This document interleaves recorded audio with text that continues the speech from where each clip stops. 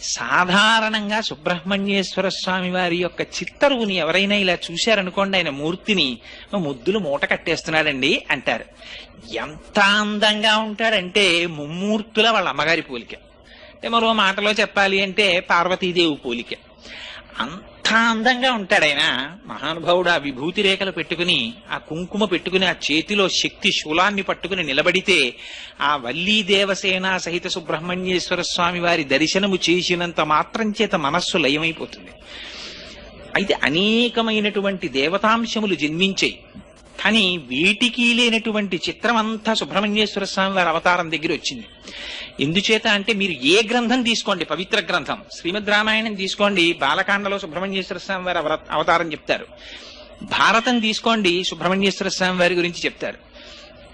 వామన పురాణం తీసుకోండి, సుబ్రహ్మణ్యేశ్వర స్వామి వారి గురించి చెప్తారు. స్కాంద పురాణం